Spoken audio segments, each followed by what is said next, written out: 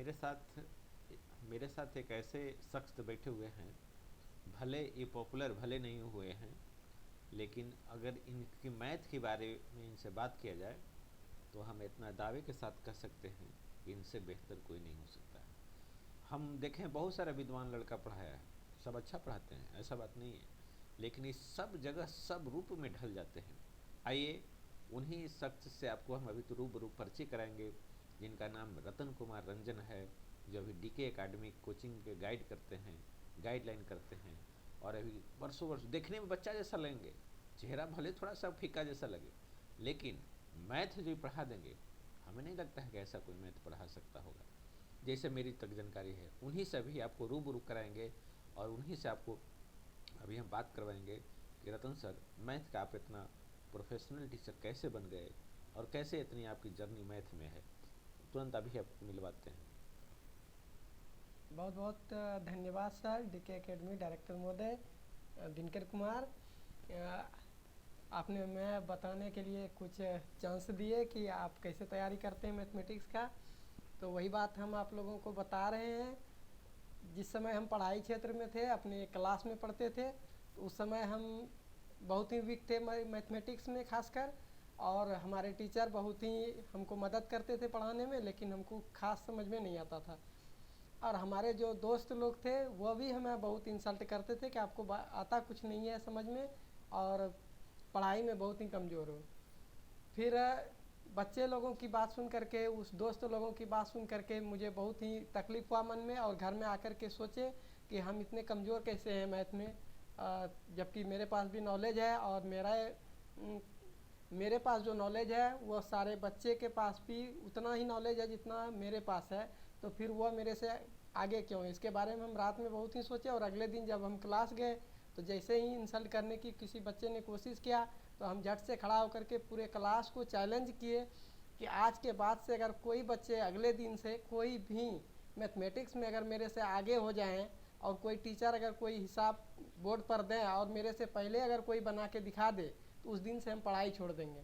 और बहुत ही मेहनत से पढ़ाए गए चीज़ों को हम ध्यान देने लगे और पढ़ने लगे मेहनत से।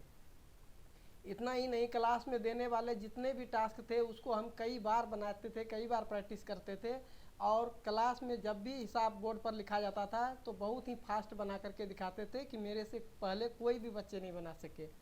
क्लास के सारे दोस्त जो है ये देख करके बहुत ही उन लोगों को जलन भी होने लगा, लेकिन जब मेरी लगातार परिश्रम को देखा तो वो सब कहीं पीछे छोड़ दिए। उसके बाद पढ़ाई मेरा बरकरार रहते गया, और कई सारे राइटर्स के बुक खरीदे। आर डी शर्मा, के सी सिन्हा, उस समय बीटीसी चलता था, बीटीसी, भारती भवन, ये लालजी प्रसाद, बहुत सारे राइटर्स का मैथमेटिक्स हमने बनाया। और इतना ही नहीं, विदेशी किताब भी मंगवा करके, अमेरिकन किताब आए थे मैथमेटिक्स का, अमेरिकन के, नेपाल के, साइड पड़ोसी देश नेपाल हैं, और अमेरिकन बुक को हम बनाए थे मैथमेटिक्स में। और जब बोर्ड का एग्ज़ाम में बैठे तो हमको लग ही नहीं रहा था कि क्वेश्चन कुछ हार्ड है। जितना हार्ड क्वेश्चन हम तैयारी करके गए थे उससे बहुत ही इजी क्वेश्चन था, जिसमें कि हम मैथमेटिक्स में 100 में 100 मार्क्स लाए थे। और इतना ही नहीं, अभी जो पढ़ाने की तजुर्बा है, हम कमज़ोर विद्यार्थी से आगे बढ़े हैं। मतलब हम पहले पढ़ने में बहुत ही कमज़ोर थे, और जब मेहनत चालू रहा तो बहुत ही तेज़ हो गए, बहुत ही जीनियस हो गए। और यहाँ तक अभी तो मैथ हमको कुछ बहुत ही हल्का लगता है, कुछ ये नहीं है कि उसमें कुछ हार्ड चीज़ है, समझने लायक नहीं है। लास्ट ये हुआ कि जब अभी मेरे पास जो बच्चे आते हैं पढ़ने के लिए, हम कई सारे कोचिंग, कई सारे स्कूल में भी पढ़ाए हैं, बहुत सारे स्कूल में, सीबीएसई स्कूल में, बिहार बोर्ड स्कूल में, झारखंड बोर्ड स्कूल में, रांची में, दिल्ली में, पटना में, और उधर भागलपुर में भी हम लंबे 7 साल तक पढ़ाए हैं, पटना में करीबन 8 साल तक पढ़ाए हैं। लंबे समय तक पढ़ाने का एक्सपीरियंस है, कहने का मतलब 2006 से पढ़ाए हैं। 2006 का मेरा पहला बैच जो था, फर्स्ट बैच जो था 10th का, वह 32 स्टूडेंट था, जिसमें 32 स्टूडेंट 70+ मार्क्स लाए थे। मतलब सारे बच्चे फर्स्ट डिवीज़न बिहार बोर्ड से किए थे। उसके बाद 2006 में सारे बच्चे किए, 2007 में, 2008 में और 2009 में करीबन 4 साल लगातार मेरे बच्चे फर्स्ट डिवीज़न रहे। 2010 में बच्चे उस तरह के टैलेंट नहीं रहने के कारण, और वह मेरे बताए गए मार्क पर सही ढंग से नहीं चल रहे थे, जिस कारण कुछ बच्चे सेकेंड डिवीज़न भी हुए थे और क्रॉस भी लगे थे।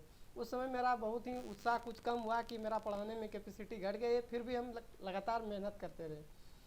यहाँ पे पटना में डीके सर, डीके एकेडमी के जो है डायरेक्टर महोदय दिनकर सर, वो हमको ऑफ़र दिए हैं कोचिंग में पढ़ाने के लिए कि आप मेरे यहाँ पढ़ाइए। बहुत ही मेहनत से पढ़ा रहे हैं। हम पहले बच्चे को तेज करने के बारे में बताते हैं कि उसका आइडिया क्या है, टीचर को पढ़ाना कैसे चाहिए। सबसे पहले आपके पास जो बच्चे आते हैं, मेरे पास जो बच्चे आते हैं, उसको हम देखते हैं कि उसमें कमजोरी क्या है।